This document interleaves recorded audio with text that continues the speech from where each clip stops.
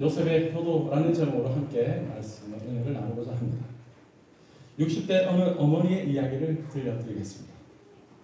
어느 날 딸이 이제부터 모실 테니 미리 증여를 좀 해주세요. 어머니. 사위 사업이 어렵습니다. 엄마가 도와줘야 됩니다.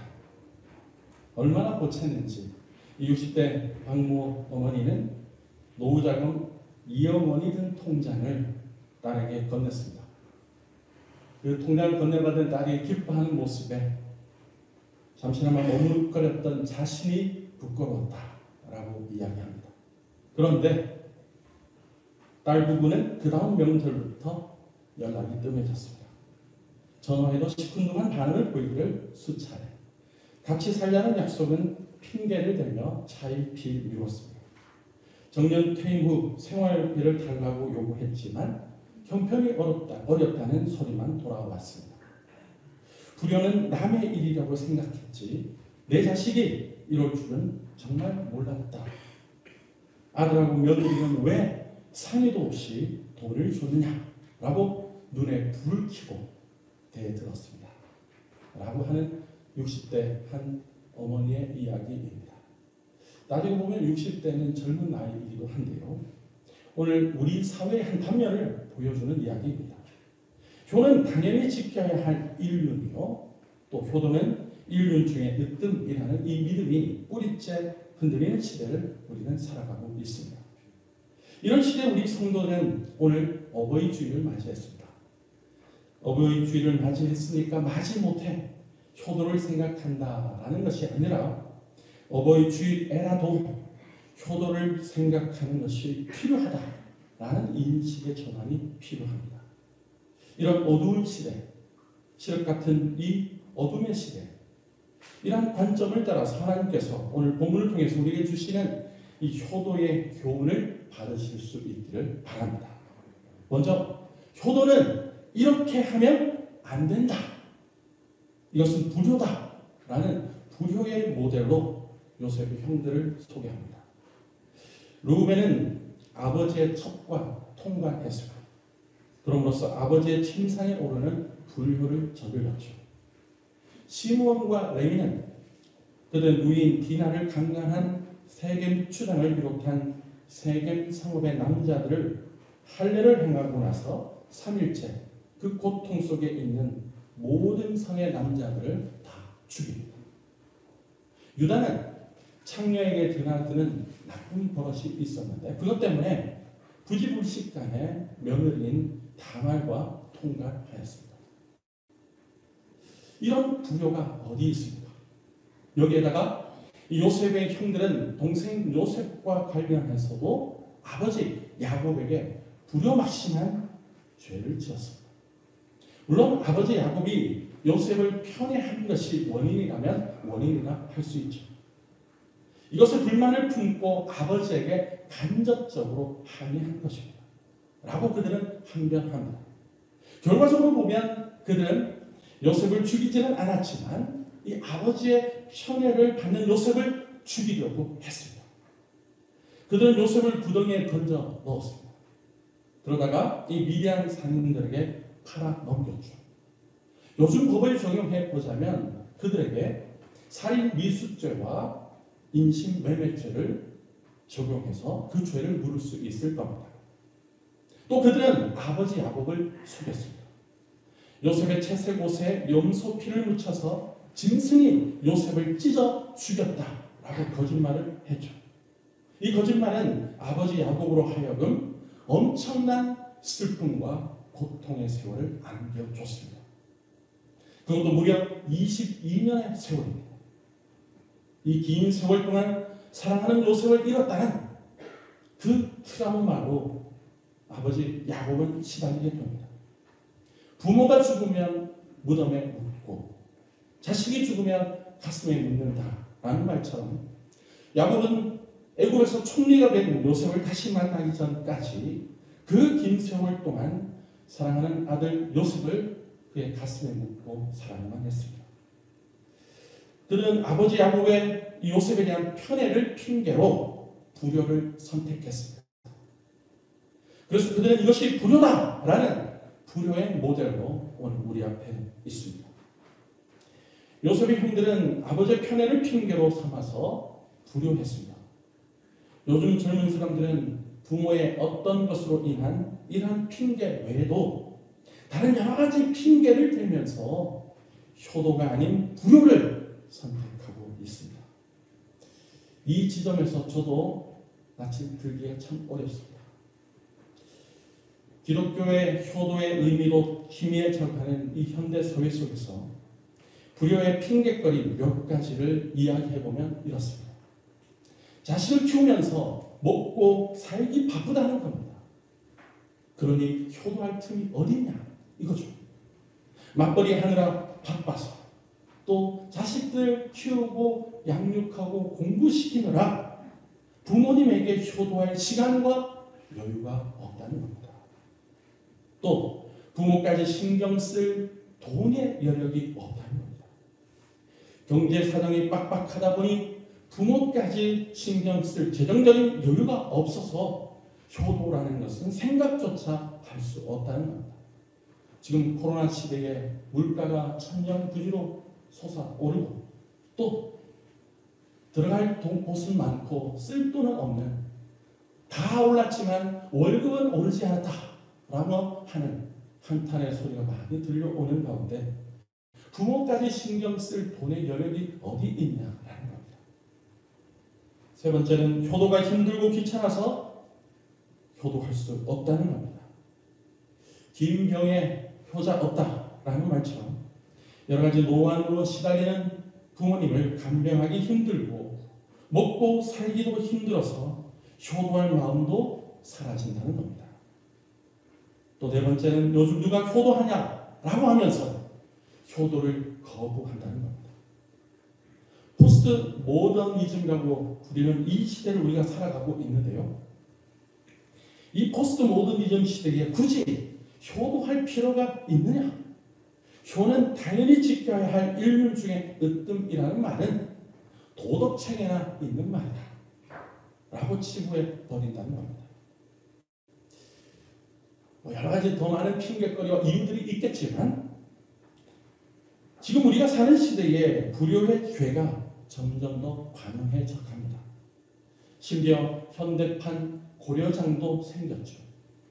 다 그런 것은 아니겠지만 현대판 고려장이라고 하는 요양병원의 이야기를 들려드리겠습니다. 물론 다 그런 것은 아닙니다. 자녀들의 마음이 어떠냐 이것에 따라서 차이가 있겠죠. 그곳에 계신 할머니 한 분이 나이 먹은 아들을 보고 계속해서 집에 보내달라고 요청하고 졸랐습니다. 아들은 엄마가 여기서 좀 나아야 제가 집에 모시고 갈 거 아니에요? 라고 짜증 섞인 말로 대답을 합니다. 요양원은 말 그대로 요양하는 곳이지 치료하는 곳이 아닙니다. 그걸 잘 알면서도 60이 갓 지난 이 아들은 그렇게 둘러대며 늙은 노모의 간청을 피해갑니다.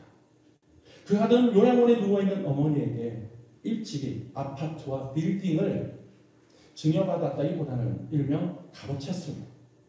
이런 아들을 둔 할머니는 말이 좋아서 요양원이지 바로 현대판 고려장에서 지내고 있다라고 할 수 있습니다. 많은 입원해 있는 노인분들이 집에 가고 싶어서, 가족들이 보고 싶어서, 물론 이 코로나19로 더 어려움이 있었지만 그 어떤 병까지 생기겠다고 푸념을 늘어놓고 있습니다. 그러나 자식들은 들은 척도 않고 제 새끼를 돌보는데 열과 성의를 다합니다. 하지만 그들은 현대판 고려장 이것을 지내는 할머니의 면회하는 것조차 너무나 꺼리고 있다는 겁니다. 그것이 그 아들네와 손주들의 모습, 오늘 우리의 모습이 아닌가 싶습니다. 세상이 칠흑같이 어둡고 썩어져 갈 때 이러한 시대에 우리는 세상의 부패를 막고 세상에 밝혀야 할 책임이 있습니다. 이런 시대, 이런 사고방식을 가지고 살아가는 현대 우리 사회에 우리 그리스도인이 세상의 소금과 세상의 빛의 사명을 받은 줄로 믿습니다. 그러므로 우리는 세상의 소금과 세상의 빛의 사명을 하나님 앞에 충성스럽게 감당해 가야 합니다. 그 중 하나가 하나님의 말씀을 따라 부모를 공경하고 효를 실천하는 겁니다. 여기 요셉이 있습니다. 요셉은 자기 형들과는 달리 효도의 모델로 우리에게 보여주고 있습니다. 요셉은 어떤 상황 속에서도 하나님 제일주의로 살았습니다. 하나님 앞에서 살았습니다. 코랑대어로 살았습니다. 최악의 상황 속에서도 하나님을 생각하고 하나님을 의식하지 않을 수 없는 그 믿음을 가지고 있었기 때문에 요셉은 신전의식을 가지고 하나님의 뜻에 순종하는 삶을 살았습니다. 그리고 부모님을 공경하고 효도했습니다. 보이지 않는 하나님 앞에 죄를 짓지 않겠다는 이 신앙심과 믿음의 신전의식을 가지고 그대로 행동했습니다. 곧 신행일치의 삶을 살았죠. 요셉은 돌이켜보면 피해자입니다. 그럼에도 불구하고 요셉은 피해자의 앙심과 원한과 신세타령이나 복수심을 불태우는 것이 아니라 이 모든 것을 다 버리고 하나님 제일주의로 하나님과 동행하며 하나님의 뜻대로 하나님 앞에서 코랑대오로 바르게 살았습니다. 그 결과 우리가 아는 바와 같이 하나님이 함께 하시고 형통케 되는 복을 누리며 살았습니다. 창세기 39장 2절과 3절의 말씀을 우리가 앞을 보며 다 같이 한 목소리 읽겠습니다. 시작. 여호와께서 요셉과 함께 하심으로 그가 형통한 자가 되어 그의 주인 애굽 사람의 집에 있으니 그의 주인이 여호와께서 그와 함께 하심을 보며 또 여호와께서 그의 범사에 형통하게 하심을 보았더라. 아멘. 또 이어서 창세기 39장 21절의 말씀을 봅니다. 시작. 여호와께서 요셉과 함께 하시고 그에게 인자를 더하사 간수장에게 은혜를 받게 하시네. 아멘. 여기 공통적으로 등장하는 것이 여호와께서 요셉과 함께 했다. 그래서 형통했다라는 것입니다. 다윗도 마찬가지입니다. 여호와께서 함께 다윗과 함께 하심으로 다윗이 가는 곳마다 승승장구했다라고 말씀합니다. 오늘 살아가는 우리들도 인생의 해답이 여기에 있는 줄로 믿습니다. 하나님께서 우리와 함께 하시면 모든 것이 형통해지고 범사의 복을 받게 될 줄로 믿습니다. 그러려면 요셉을 본받아야 됩니다.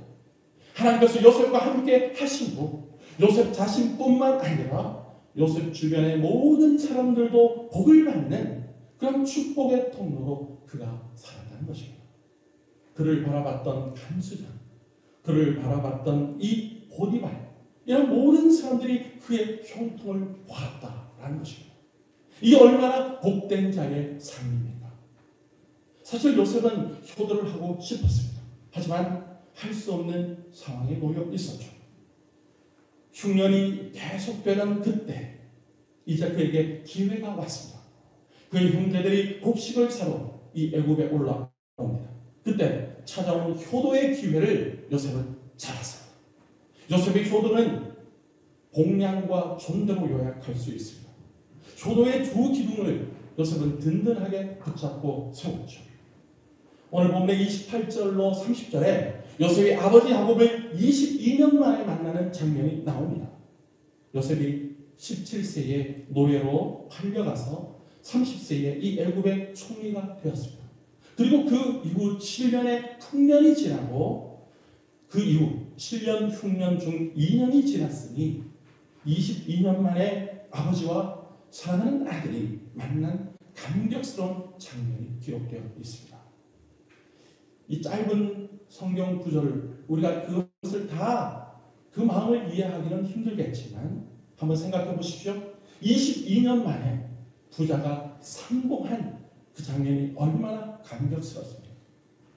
80년대 우리나라 이산가족 상봉의 그 어떤 역사적 장면들을 KBS에서 많이 방영해주고 오랫동안 방영하면서 우리 많은 사람들을 눈물의 바다로 그렇게 만들었던 기억이 있으실 텐데요. 그때를 떠올려 보면 이 모습과 가히 짐작이 가시리라 생각이 됩니다. 아버지 야곱은 아들 요셉을 보고 30절에 이렇게 감격합니다. 내가 지금까지 살아있고 내가 내 얼굴을 보았으니 지금 죽어도 좋다. 이것이 아버지 이스라엘의 마음이고 오늘 살아가는 우리 부모님들의 마음이겠죠. 얼마나 감격스러웠겠습니까? 이렇게 요셉의 효도는 아버지 야곱을 상봉한 것에서부터 시작해서 봉양으로 이어집니다. 요셉은 아버지뿐만 아니라 그 나머지 가족들까지 모든 가족들이 살아가는 데 있어서 필요한 그 모든 것을 제공합니다. 요셉이 아버지 야곱을 봉양하는 것은 당연합니다. 그런데 자기를 죽이려다가 노예로 팔아넘긴 이 형들과 그 가족들까지도 돌본다는 것은 실로 엄청난 믿음의 도량을 가진 그런 신앙인이 아닐 수 없습니다. 요즘 우리 현실을 보십시오. 심심찮게 우리는 뉴스를 접합니다. 부모가 자식이 부양 문제로 갈등하며 법정 소송을 벌이는 사례, 자식의 폐륜적인 범죄, 그리고 존 비속 살인사건 등등이 바로 그런 뉴스입니다. 우리 성도들 마치 일이 나 자신의 일과 상관이 없는 것처럼 치부할 것이 아니라 마치 일이 나 자신의 일이냐, 우리가 가슴을 끌어안고 가슴만 깊은 이 현실을 가지고 하나님 앞에서 마음을 찢고 회개하며 주님의 긍휼을 구하고 도우심을 구하는 우리 모두가 될 수 있기를 간절히 소원합니다. 요셉은 아버지와 그 가족들을 부양했습니다. 그렇게 부양하면서 최고의 것으로 섬겼습니다. 요셉은 아버지와 그 가족들이 살 고센 땅을 준비했습니다. 그 고센 땅을 거주지로 미리 준비해뒀습니다. 물론 아버지 요셉의 사후에도 요셉은 이 형들과 그 가족들을 용서하고 형제들 온 가족들을 다 부양하는 데 최선을 다했습니다. 요셉의 효도는 또 이 상봉과 봉양을 지나서 바로 존대로 이어진다는 것입니다. 요셉은 아버지와 그 가족들을 봉양할 뿐만 아니라 아버지를 존대했습니다. 부모님의 명예를 높여드리고 부모님의 권위를 인정해 드리는 것이 효도이지요. 내가 부모다 라는 권위주의, 내가 상사다 라고 하는 권위주의, 내가 웃어른이다 라고 하는 그 권위주의가 아니라 아랫사람이 부모님의 명예와 부모님의 권위와 윗사람의 권위와 윗사람의 명예를 자연스럽게 높여드리는 그 효도, 그 진정한 효도를 요셉은 보여줬다는 것입니다. 신앙의 집안에서는 하나님의 복이 부모를 통해서 내려온다는 것을 분명하게 우리는 알아야 됩니다. 그래서 부모의 축복권을 인정해 드리는 것이 중요합니다. 그것이 효도입니다. 오늘 보면 31절로 34절에서 우리는 이 사실을 또한 볼 수 있습니다. 고센 땅에서 부친과 형제 자매들의 가족을 부양할 뿐만 아니라 부친과 형제들을 바로 왕 앞으로 모셔가서 인사를 드리게 했습니다. 요셉은 그것을 준비시켰습니다. 요셉은 부친과 형제들이 바로 앞에서 실수하지 않게 준비했습니다. 요셉은 아버지 야곱을 바로 앞까지 모시고 가서 바로 왕을 만나고 심지어 바로 왕에게 축복하게 해드렸습니다. 실로 엄청난 일이죠. 요셉은 이 아버지의 영적인 권위를 철저하게 인정해 드렸습니다. 부친의 축복권을 인정해 드린 겁니다. 아버지로 하여금 요셉의 아들들을 축복하도록 했습니다. 그리고 야곱은 우리가 아는 바와 같이 창세기 49장에서 그의 12아들들을 축복합니다. 그렇습니다. 하나님의 복은 부모님의 그 축복권을 통해서 흘러내려온다는 것입니다. 그래서 우리는 가정에서 우리의 부모님을 섬기고 공경해야 합니다. 또 사회에 나오면 우리의 어른들을 부모님을 섬기고 공경하듯이 공경해야 한다는 것입니다. 또 교회에 와서도 우리 신앙의 선배 어르신 성도님들을 우리가 공경하고 주님의 이름으로 섬기는 그런 성도가 되어야 한다는 것입니다. 우리는 부모님의 명예와 권위를 인정해 드리고 나아가 부모님을 존대해야 합니다. 형식적인 것이 아니라 우리의 전심을 다해서 그렇게 부모님과 어른들, 나아가 우리의 이웃, 설령 나이가 어리다고 하는 우리의 어린이들도 주님을 섬기듯이 우리가 그렇게 존대하는 마음이 있어야겠습니다. 그러므로 우리는 부모님을 결코 홀대해서는 안 됩니다. 부모님이 예수님을 믿지 않으신다면 부모님께서 예수님을 영접하고 믿으시도록 전도하는 것이 우리가 세상의 그 어느 것과도 비교할 수 없는 가장 큰 효도인 줄로 믿습니다. 우리는 부모님의 구원을 위해서 간절히 기도하고 하나님의 은혜를 구해야 합니다. 자, 그러면 우리가 왜 효도를 해야 합니까? 여러 가지 이유를 찾을 수 있습니다.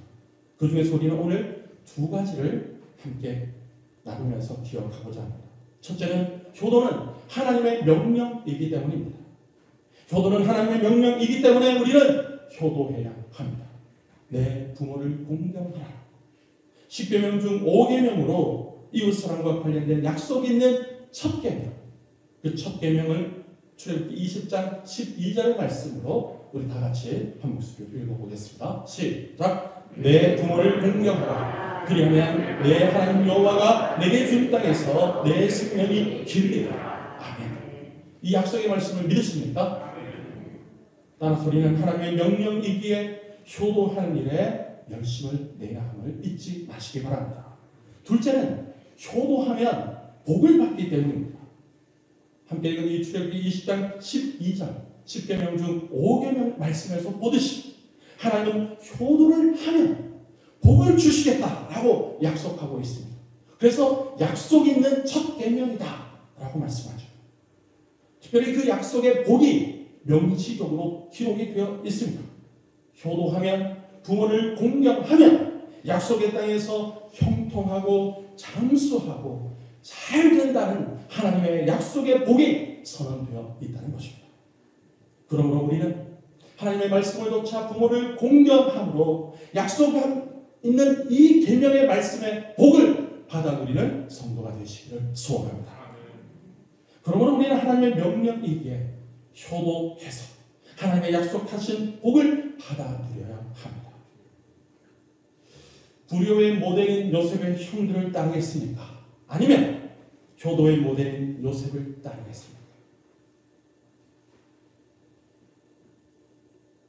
여러 가지 불효의 핑계를 들면서 불효하고 복을 차버리겠습니까? 아니면 하나님의 명령인 효도를 행하고 약속하신 하나님의 복을 받으시겠습니까? 우리는 어리석은 자가 되지 말고 이 어둠의 시대에 더욱 지혜롭게 하나님의 거룩한 백성으로 설 수 있기를 간절히 소원합니다. 그러므로 우리는 불효의 모델이 아니라 효도의 모델인 이 요셉의 효도를 따라서 효도하고 공경함으로 하나님의 명령에 순종하고 나아가 하나님께서 약속하신 복을 풍성하게 받아 누리는 축복의 문을 활짝 열어놓고 사는 복된 성도들이 다 되시기를 주님의 이름으로 축원합니다.